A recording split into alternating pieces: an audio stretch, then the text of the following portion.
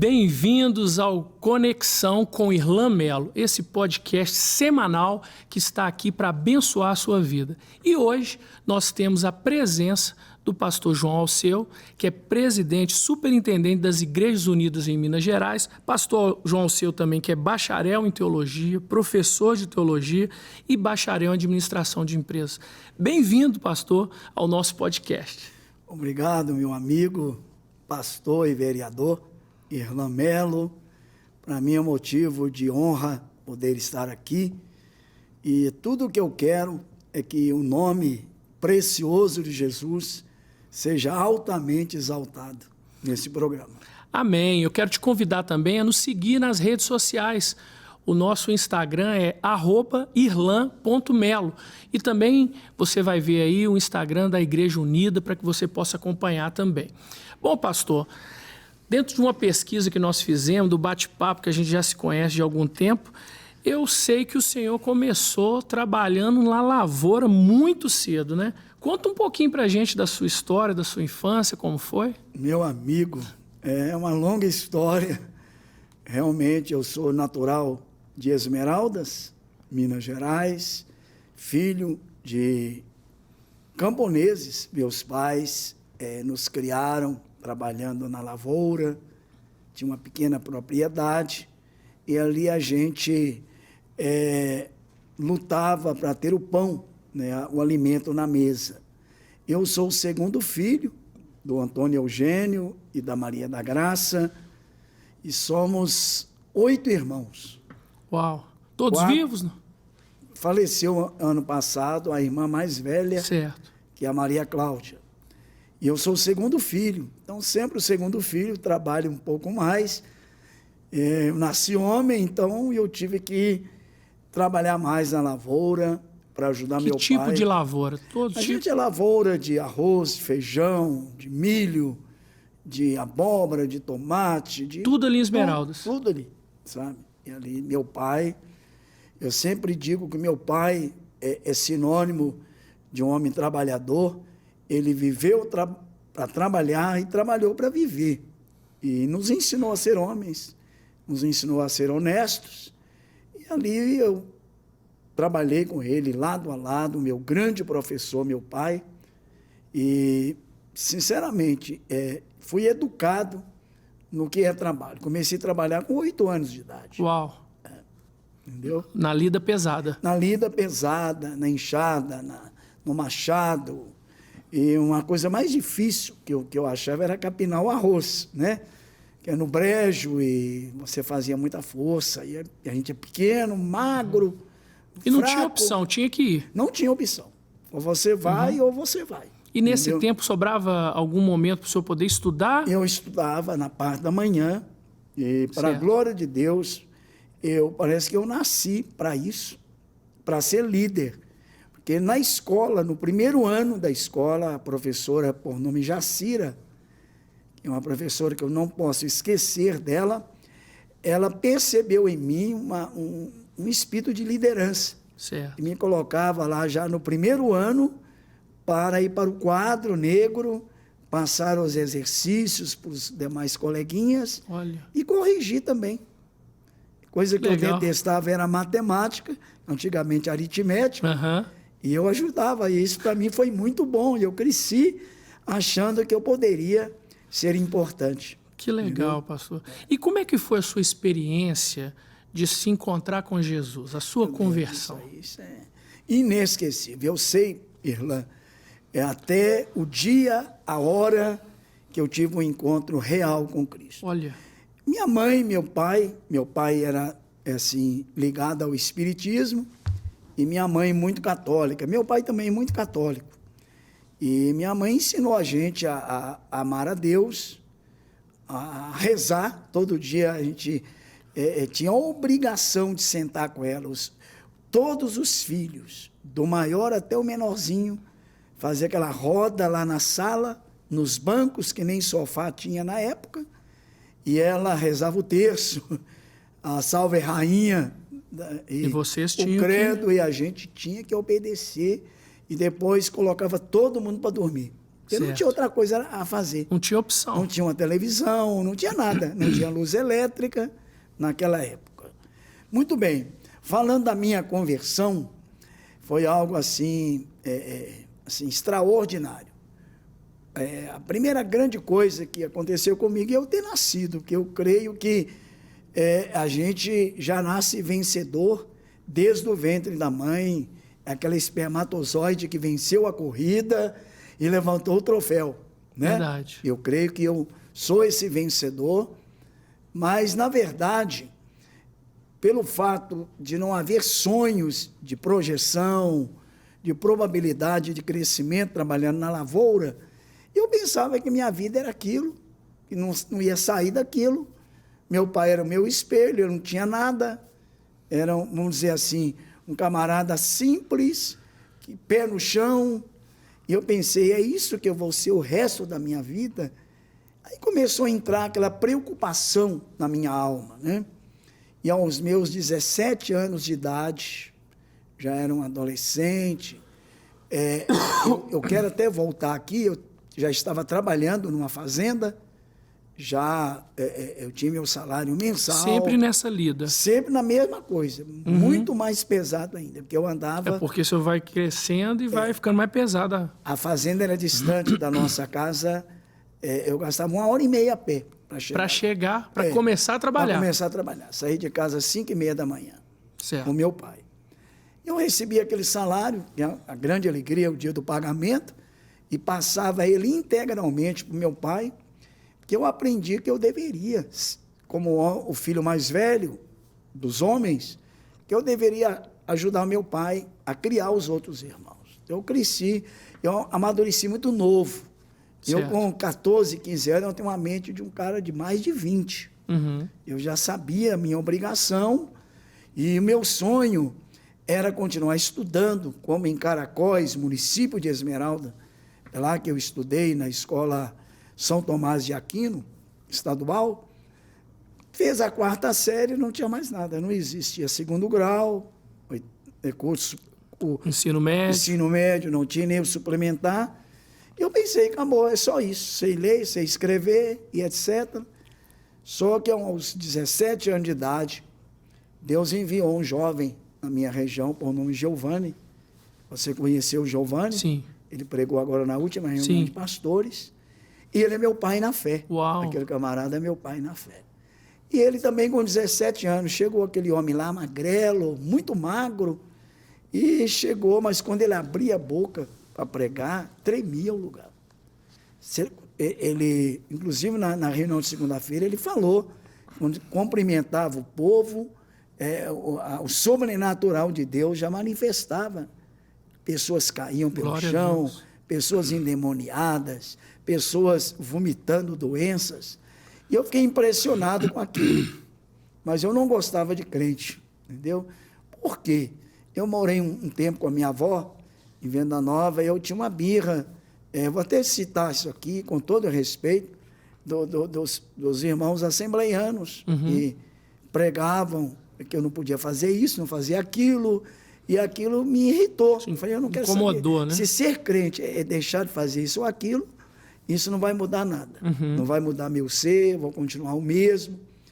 Só que, naquele dia 9 de agosto, maravilha, glória a Deus, 9 de agosto de 1975, 9h30 da manhã, o Giovanni estava pregando.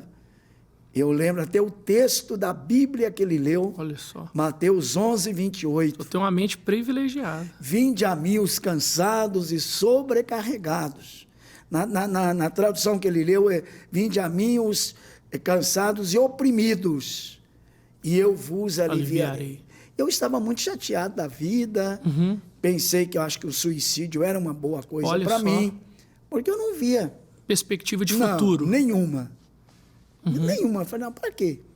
Vou viver, daqui a pouco eu estou um velhinho, todo arrebentado, nada na vida. O senhor não via no seu pai um exemplo de futuro, né? De futuro não, é exemplo só de trabalho. Só de caráter, né?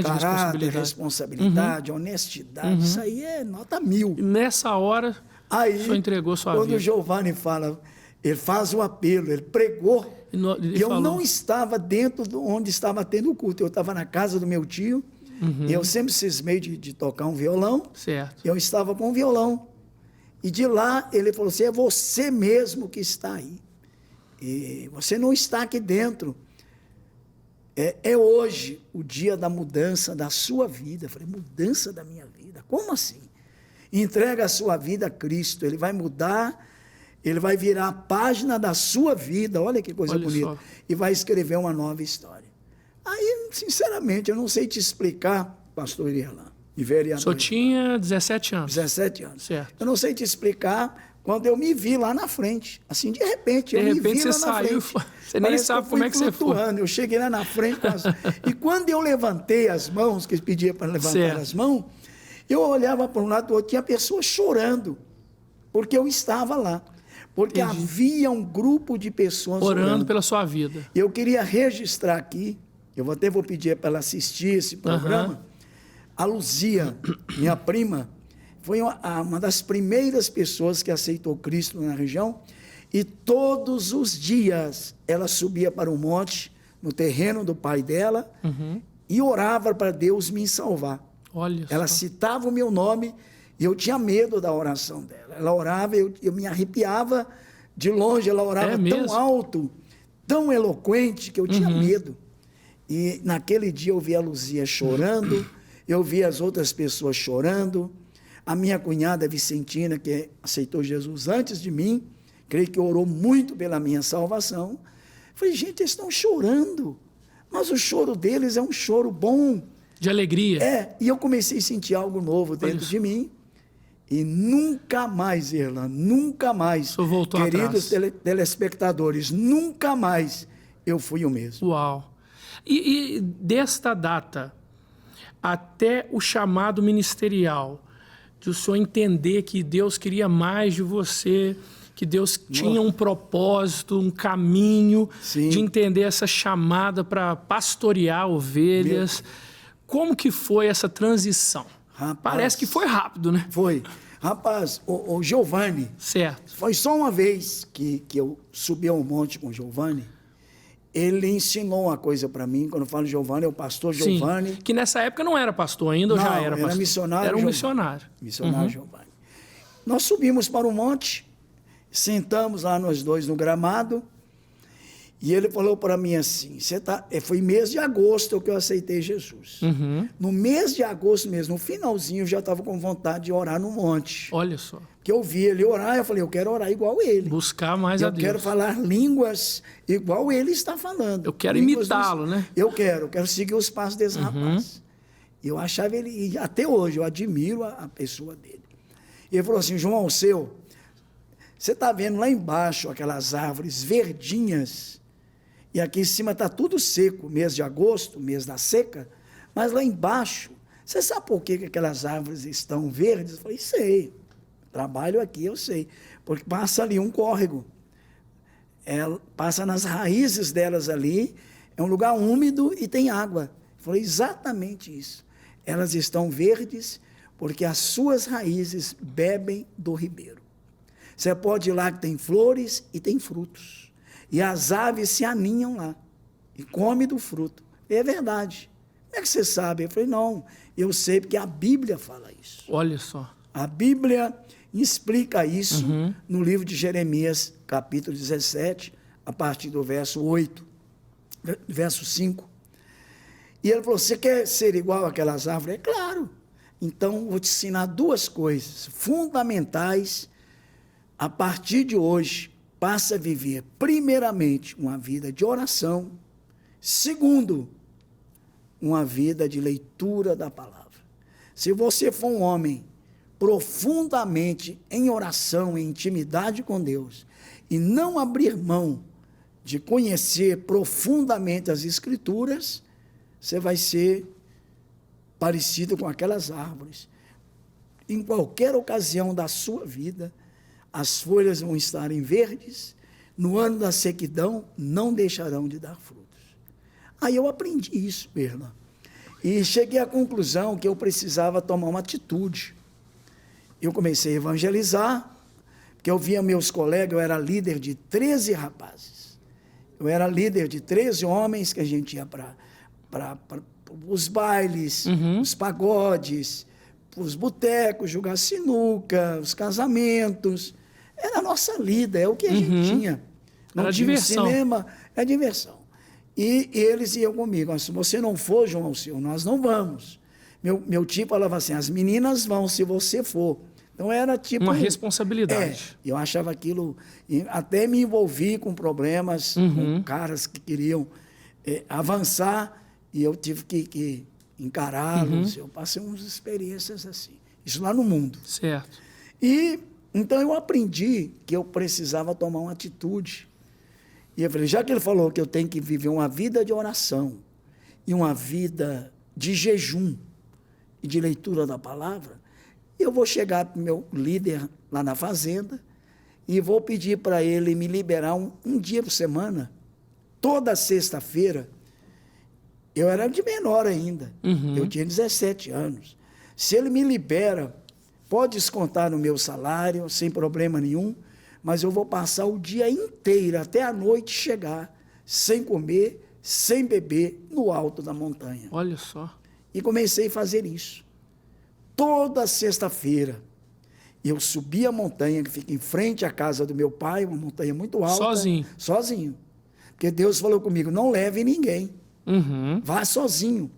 Aí os meus filhos na fé, eu comecei a ganhar almas, eu sou pai na fé da maioria desses 13 que eu te falei, e muitos outros, fazendeiros, que eu evangelizava.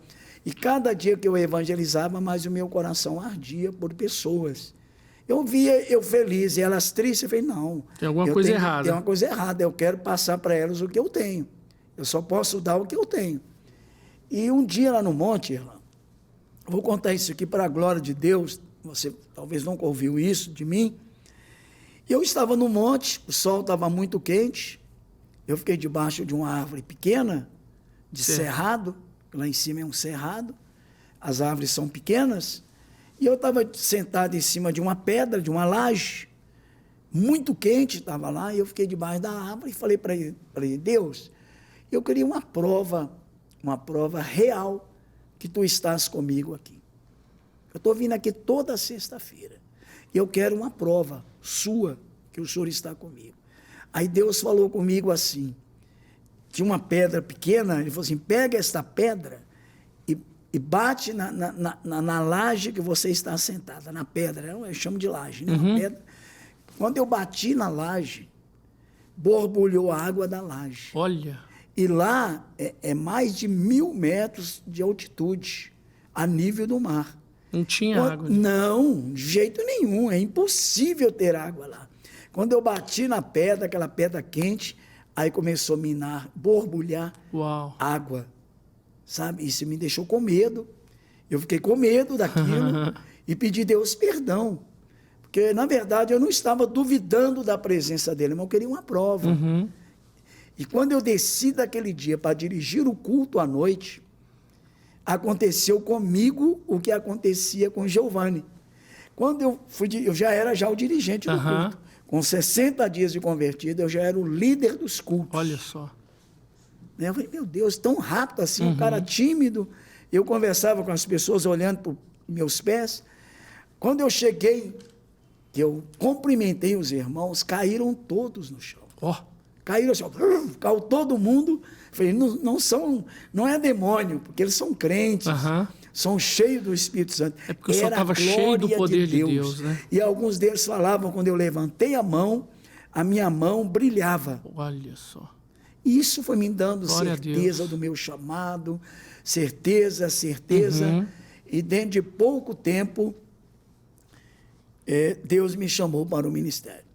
Posso continuar? O senhor falou uma coisa que eu acho muito importante, que a gente vê, às vezes, no ministério, das pessoas dizendo assim, não olha para mim, não, que eu sou falho. Não. Olha só para Jesus. Não. Mas o apóstolo Paulo disse, sede meus imitadores, como eu sou de Cristo. E quando o senhor fala que o senhor queria ser como o Giovanni, hoje pastor Giovanni, que o senhor queria imitá-lo, é porque aquilo que ele vivia fazia com que o Senhor enxergasse Cristo nele. Exatamente. E é isso que nós precisamos fazer no nosso dia a dia também. Exatamente. As pessoas têm que olhar para nós e enxergar Jesus nas nossas vidas. E a partir daí, sim, querer ser nossos imitadores.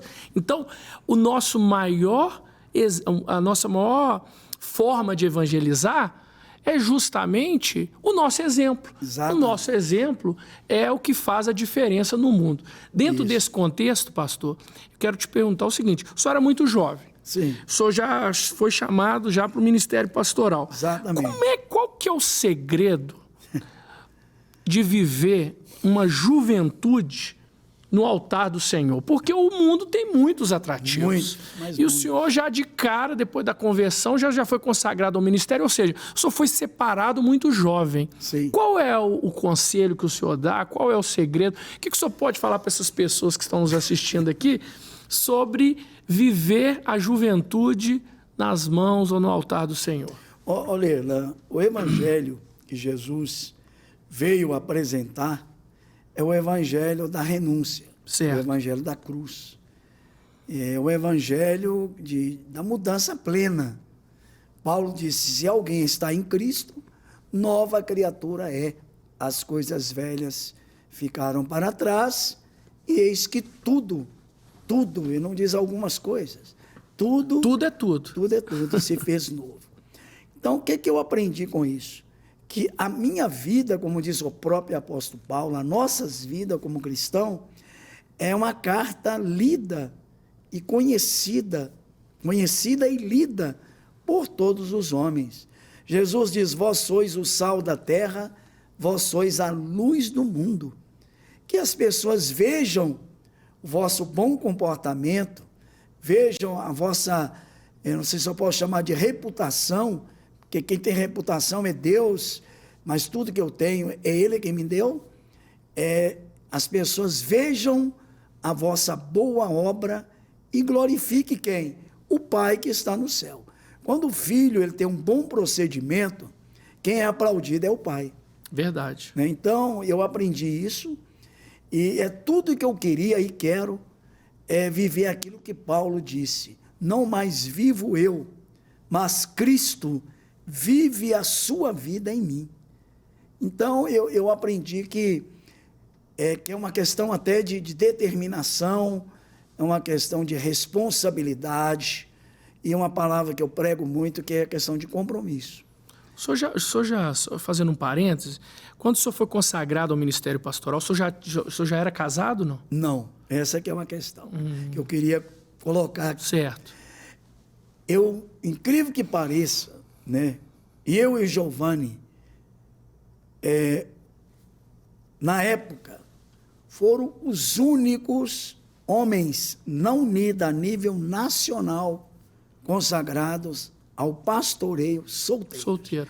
Nessa época, o Giovanni também era da Unida e solteiro, vocês... solteiro. Eu sou mais velho que o Giovanni, alguns meses. Certo. Não é? Então, o meu chamado, ele é um chamado muito sobrenatural.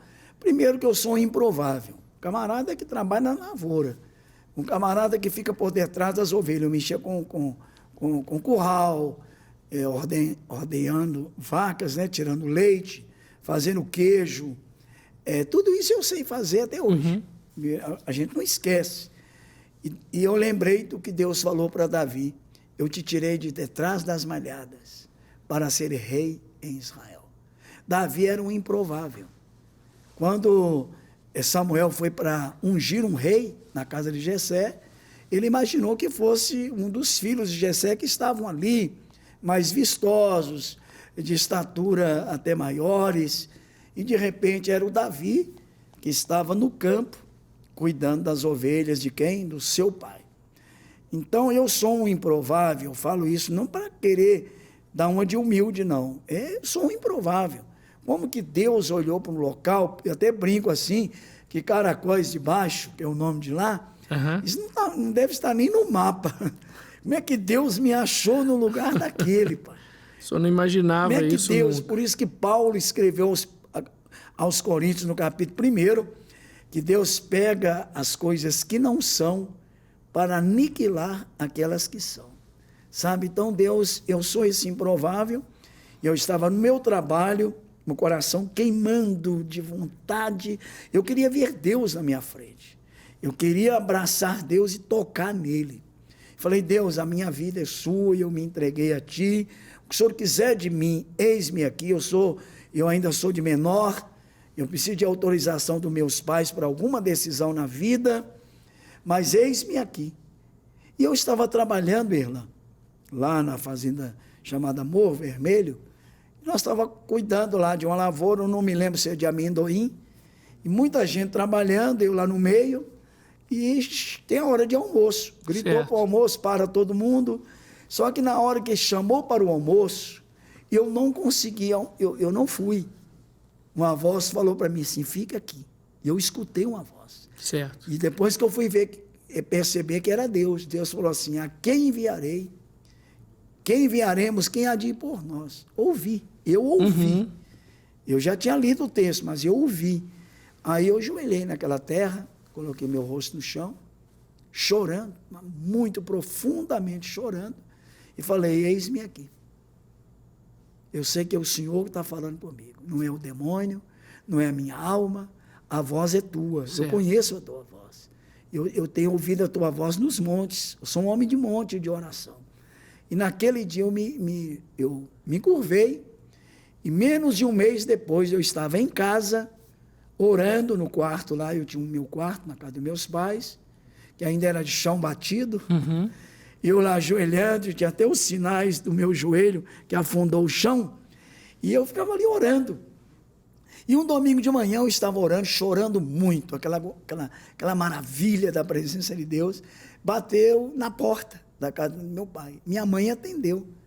Era o pastor Alcides Cordeiro, a quem eu devo muita gratidão, mas muita, sabe? Ele não está mais congregando conosco, mas eu devo a ele muita gratidão. Certo. Ele bateu na porta e perguntou, quem que é o João Alceu? Porque o Giovanni já havia citado meu nome para ele. A minha mãe falou assim, ele está aqui orando. Aí ela me chamou, eu saí de lá chorando, os olhos vermelhos, chorar. Ele me abraçou e falou assim, eu sou Alcides Cordeiro, eu vim aqui porque você se colocou na brecha, você disse para Deus, menos de um mês atrás, lá no seu trabalho, se colocou à disposição de Deus. Eu vim, Deus me mandou vir aqui, desse jeito, certo, para te levar para Belo Horizonte. Nós precisamos de você em Belo Horizonte. Aí eu falei, meu Deus, não pode ser. Meu Deus, eu acho que eu estou sonhando. Sua vida era ali, né? Eu estou sonhando. Não, eu estou sonhando. Não, isso não é verdade. Eu falei com ele assim, se eu me dá 15 dias para me orar, eu vou ficar 15 dias, eu fiquei 15 dias em jejum. E oração. Jejum. E Deus confirmou. Aí Deus confirmou. Eu falei assim, se for de Deus, meu pai vai confirmar, porque eu sou de menor ainda. E tinha que autorizar. Eu não tinha 19 anos ainda, maior era 21 anos. Na época era 21, né? Aí, meu pai não era evangélico, concordou, minha mãe chorando, concordou, meus irmãos chorando também. E foi difícil para mim, porque toda mudança, Irlan, e meus amigos que nos assistem, toda mudança, ela tem um preço. Traz um desconforto. É muito difícil a mudança. E eu tinha que deixar o colo da minha mãe, a comidinha da minha mãe, a cama que minha mãe me arrumava. A proteção do seu lar. Proteção do meu lar. Meus irmãos, que eu ajudava a criá-los.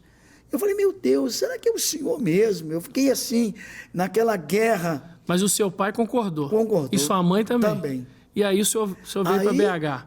E aqui que o senhor conheceu a esposa? Não, olha bem, eu vou chegar lá. Quando eu vim para Belo Horizonte, eu lembrei daquela historinha que eu estudei na escola, das mais belas histórias, certo, que tem o Epaminondas, acho que não é do seu tempo, eu sou bem mais velho, o João Feliz. Eu saí de lá como um João Feliz. Certo. Feliz da vida, embora com apenas uma muda de roupa na mala e uma no corpo, um calçado nos pés e sem um centavo no bolso. Vim para Belo Horizonte. Mas com a palavra. Com a palavra. o que eu estava carregando comigo. Com a certeza de que o Espírito Santo estava na direção da sua vida. Absoluta, sem nenhuma dúvida. E não vinha com nenhuma promessa de ganho nenhum. Certo. Nada. Eu vim mesmo com o coração queimando. Que hoje é muito raro isso acontecer. Verdade. Hoje, quando você quer mandar um missionário para o campo, ele já preocupa onde ele vai morar, quanto que ele vai ganhar, sustento missionário. E eu nem lembrei disso. Primeiro que eu não ficava com dinheiro. O dinheiro que eu ganhava, eu ficava com meu pai. Eu não era preso a essas coisas. Só não tinha um passarinho para cuidar. Não. Eu vendi. Eu tinha criações. Eu fiz como Eliseu. Eu vendi tudo para não me prender lá. Certo. Vendi tudo. Deixei com meu pai o dinheiro. Vendi tudo. E vim para Belo Horizonte. Isso foi final de 1976. Eu me converti em 75, foi muito rápido. E chegando em Belo Horizonte, eu senti no dever de estudar. Certo. Eu precisava estudar teologia e também estudar, completar minha escola. Quem sabe chegar numa faculdade como eu cheguei. E estudei, primeiramente no Bíblico Mineiro. A Thelma, que já até faleceu, foi uma das diretoras do Hospital Evangélico. Ela que me atendeu na livraria Tamoio 76.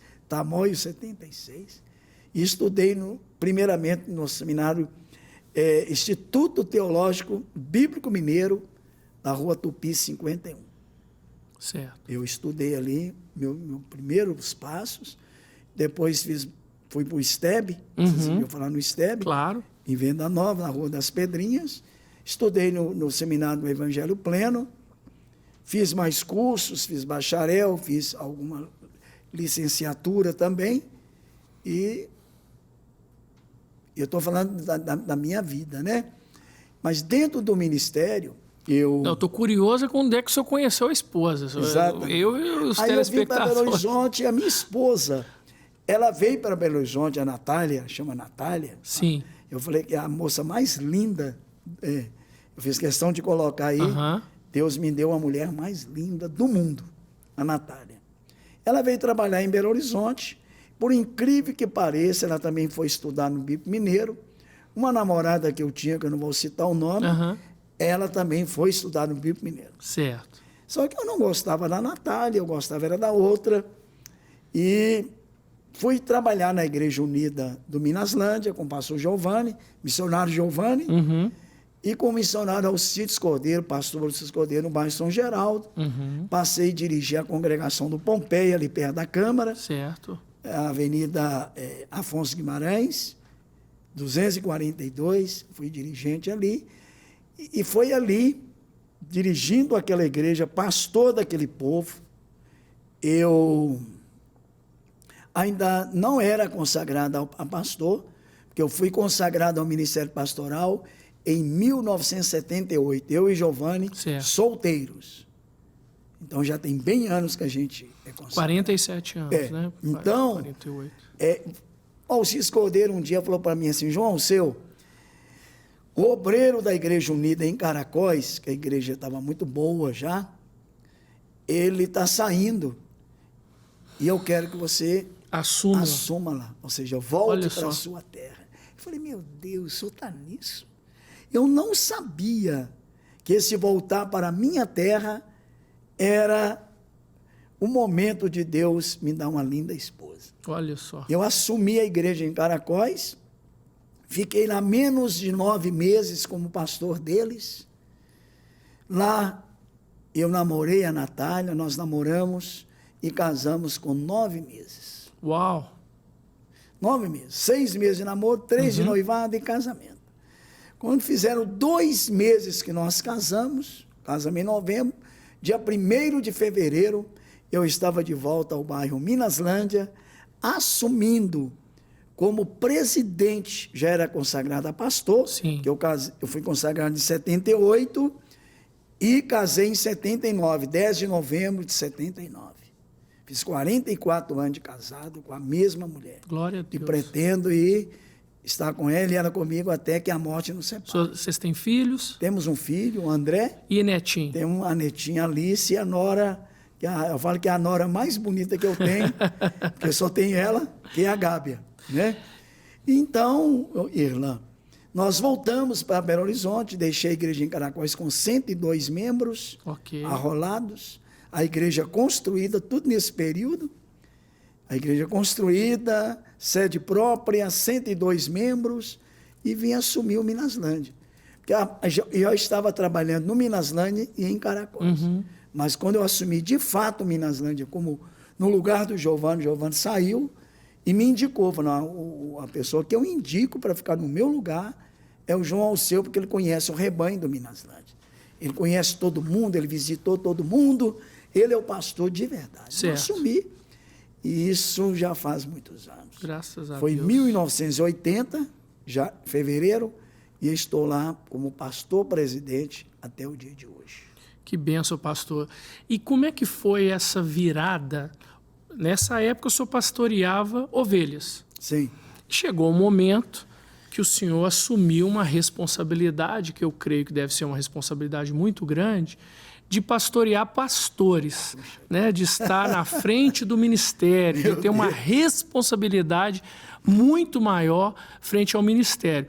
Eu imagino que não deve ter sido algo que foi assim fácil no início, ou não é fácil até hoje, porque é uma responsabilidade. Mas qual que é a diferença? Como que deu essa sua chegada à superintendência aqui de Minas Gerais, da Igreja Unida? Inclusive, eu quero até fazer um adendo aqui, eu estive recentemente numa grande festa de comemoração dos 65 anos da Igreja Unida, dos 60 anos da Igreja Unida, perdão, no Labareda, onde tinham milhares de pessoas ali. Dentro e fora assim, e só a igreja, né? Não é com nenhum artista. E a maioria ali, Irlan, são pastores obreiros. Tinha membros, muitos membros. Mas se fosse levar todos os membros, não daria. Não dá. Não. Mas me conta aí, como é que foi essa transição? Primeiramente, eu quero deixar claro para todos que nos assistem que pastor é ovelha também. Certo.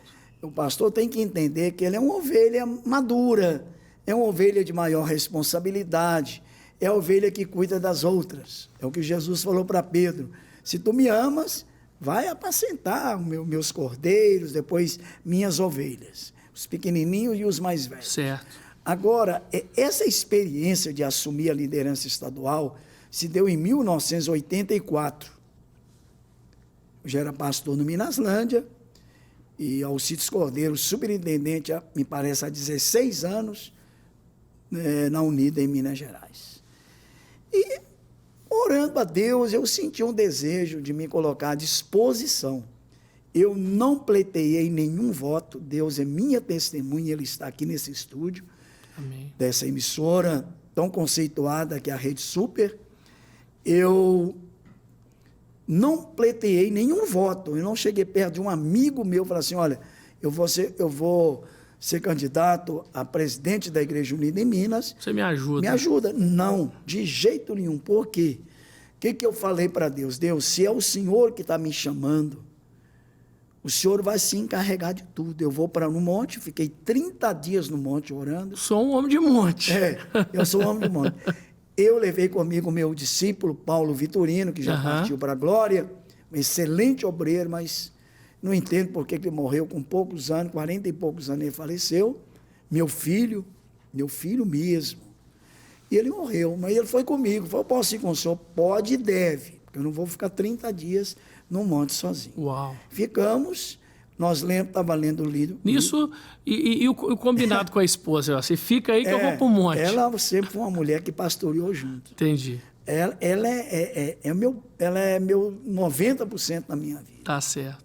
E eu fiquei no monte orando durante o período da transição, porque naquele período que o candidato se apresenta, eu me apresentei como um candidato e fugi para o monte.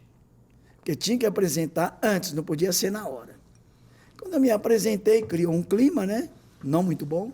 Porque o senhor era muito novo. Tinham outros pastores mais experientes. Eu estava com 26 para 27. Outros pastores mais experientes, talvez dentro da denominação, pastores que imaginavam que poderiam ter... Eu era um menino mesmo, né? Um menino. Mas eu tinha uma carga de oração, de jejum. E o senhor sentia esse chamado também, né? Eu conheci a Igreja Unida, eu conheci os pastores.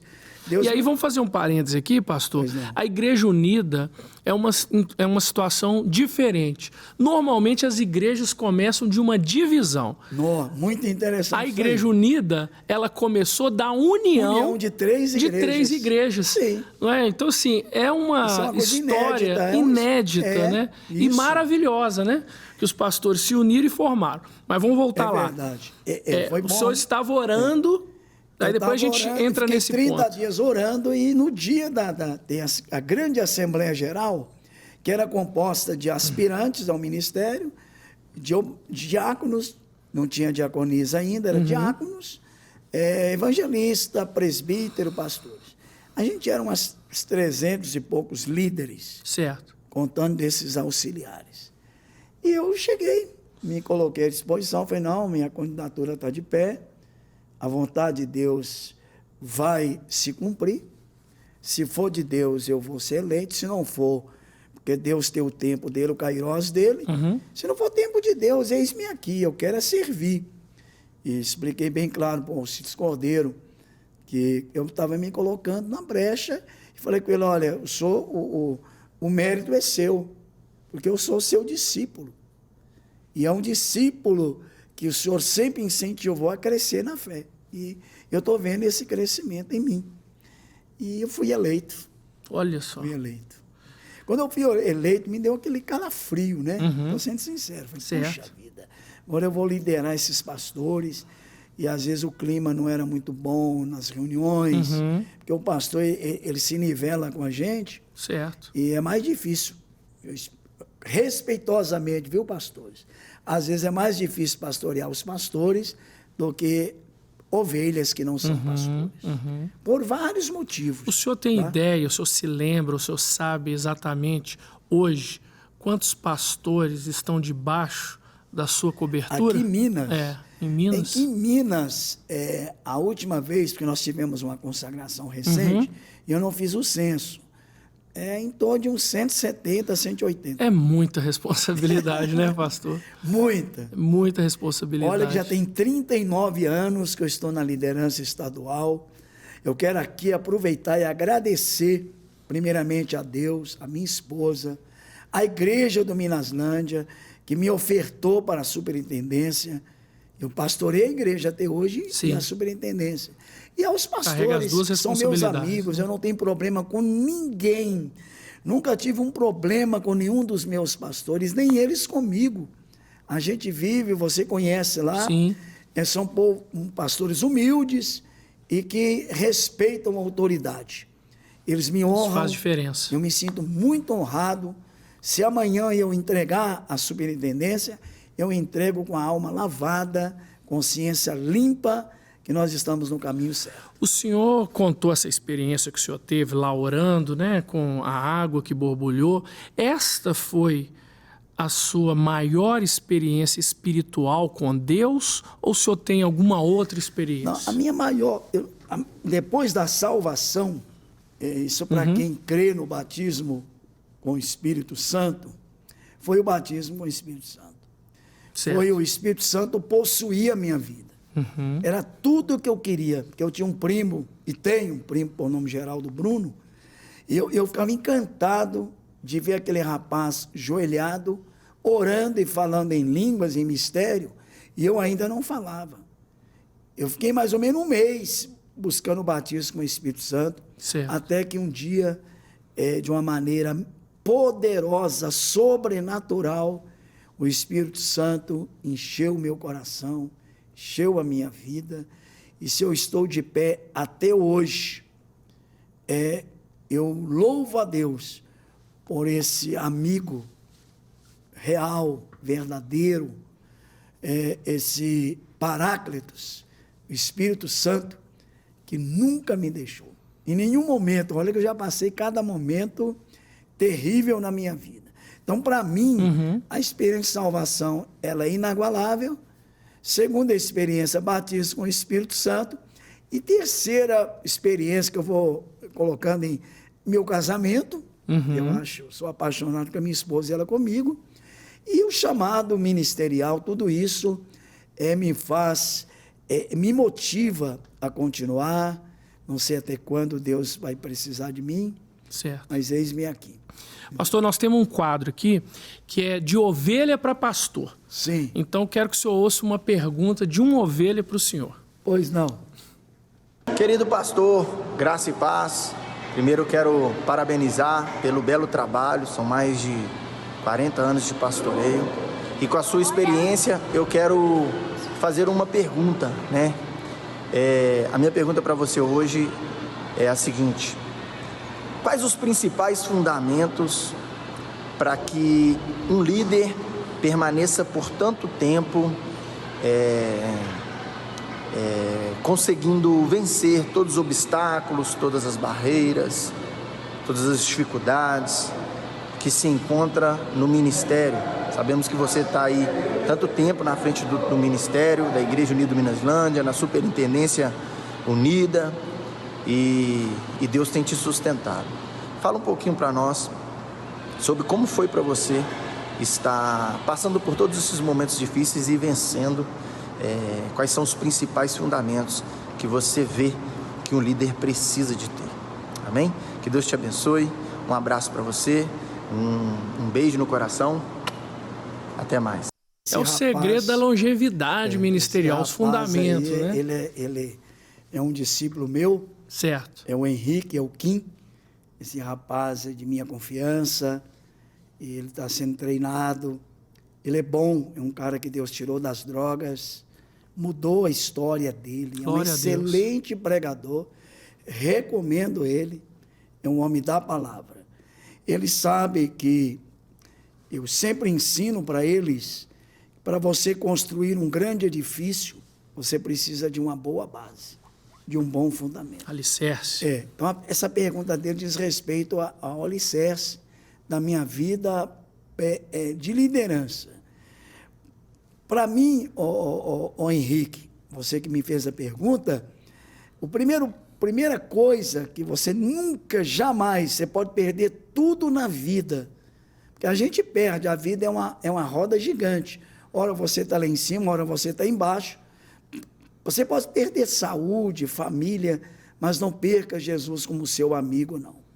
Então, Jesus é a pedra angular, é o meu grande amigo. Eu me espelho como referencial em Cristo, Ele é o meu referencial. Eu procuro liderar me espelhando em Cristo.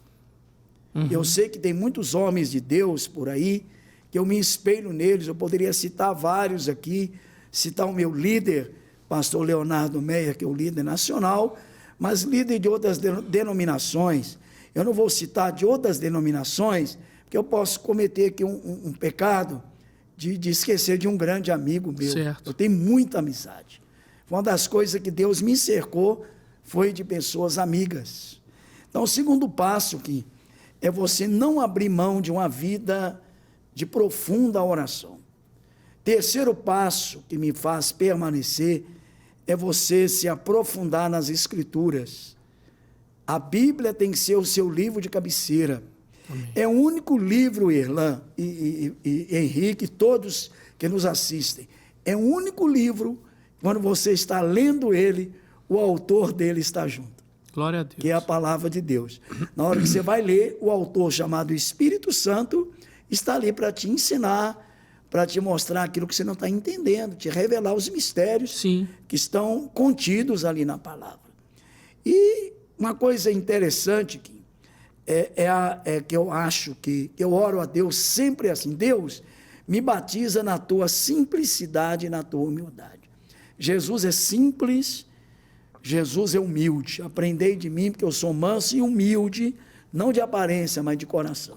Porque humildade não é sinônimo de pé no chão, de roupa rasgada, porque eu conheço ricos, são simples e humildes, e pobres arrogantes. Verdade. Está entendendo? Então, a simplicidade e a dependência um do outro, por exemplo, nunca tente, meu filho, servir a Deus sozinho. Sozinho você pode até ir mais rápido, mas unido, cercado de amigos, de uma equipe boa, como eu sou, a gente vai bem mais longe. Agora vamos para uma outra pergunta, mas agora é de pastor para pastor. Meu Deus. Graça e paz. Meu nome é Alessandro, sou pastor auxiliar da Igreja Unida do Minaslândia. Gostaria de saber do pastor João qual foi a experiência que ele teve com Deus que marcou na sua vida pastoral. Obrigado. Muito bem. Que pergunta bacana, viu, pastor Alessandro? Você é meu amigo, você é um homem de Deus. E eu louvo a Deus, Alessandro, você está do meu lado ali no Minaslândia. Eu uso dizer, eu te chamo de profeta, né? Ô profeta, como é que está você? Então, Alessandro, você é uma dádiva de Deus na minha vida. A sua chegada mais a Josi me fez você chegar na hora mais necessária, que eu precisava de maiores motivações para continuar. Eu louvo a Deus. Agora, o que marcou a minha vida foi minha chamada ministerial. Eu falei que eu sou improvável, eu pensei que Deus poderia estar chamando uma estrela, Deus poderia ter chamado uma estrela para ser um pastor de uma igreja conceituada como é o Minaslândia, ali na rua Rio das Velhas, 250, e liderança estadual. Eu sou um líder estadual há 39 anos, pela graça e bondade de Deus que tem me seguido todos os dias da minha vida. Então, a minha vocação, que eu ensino que a vocação ministerial, ela parte de Deus. É Deus é quem chama, é Deus é quem escolhe, é Deus é quem capacita. Então, eu te respondo que a minha chamada ministerial realmente marcou a minha vida. Olha só, você que está nos assistindo pelas redes sociais, aqui na Rede Super, quero fazer um convite. Está aqui, essa aqui é uma Bíblia de Estudo da Mulher. Eu quero fazer a você um pedido. Me siga nas redes sociais, @irlan.melo. Nessa nossa entrevista aqui, você vai fazer um comentário sobre essa entrevista e no final você vai escrever assim, eu quero. Se você fizer isso, você está correndo o risco de ganhar este livro, glória, que é a Bíblia de Estudo da Mulher, aleluia. Mas o homem também não vai ficar para trás, pastor. Ganhar. Olha aqui, ó. Amém. Tem também a Bíblia de Estudo da Reforma. Eu tenho essa Bíblia. É uma Bíblia maravilhosa. É um tesouro.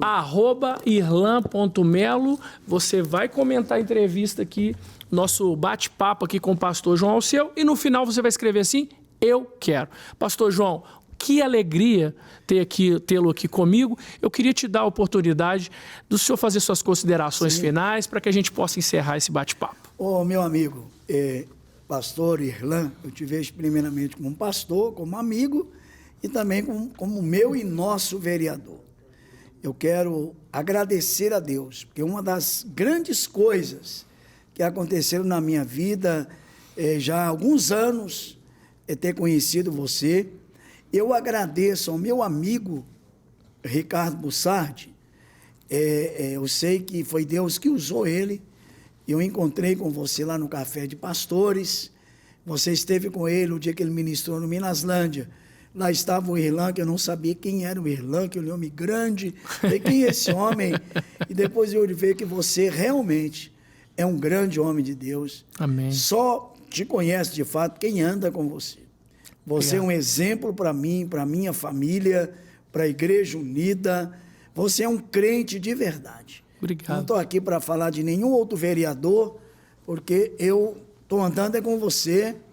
Vejo em você um homem sério, um homem comprometido com a palavra, com o Evangelho, um homem comprometido com a verdade. E eu tenho certeza que você vai longe na sua caminhada. E a minha oração a Deus que você continue sendo o nosso vereador e, quem sabe, no futuro, o nosso deputado federal. Pastor, muito obrigado. Eu que agradeço, eu quero desejar assim, que Deus abençoe a sua vida, a sua família, a sua saúde, esse ministério tão maravilhoso que é a Igreja Unida, uma igreja assim, que é uma igreja viva, Amém. Que a gente vê a presença de Deus e do Espírito Santo nela, que cada dia mais possa crescer e que possa continuar dando frutos para a nossa nação e para esse mundo afora. E você que está nos assistindo aí, eu quero te agradecer por esse tempo que nós passamos juntos. Que Deus abençoe a sua família, que Deus abençoe a sua saúde, que o Senhor Jesus te dê bênção que enriquece e não acrescenta dores, te guarde e possa realizar os seus sonhos. Um grande abraço e até a próxima no podcast Conexão com Irlan Mello. Deus te abençoe.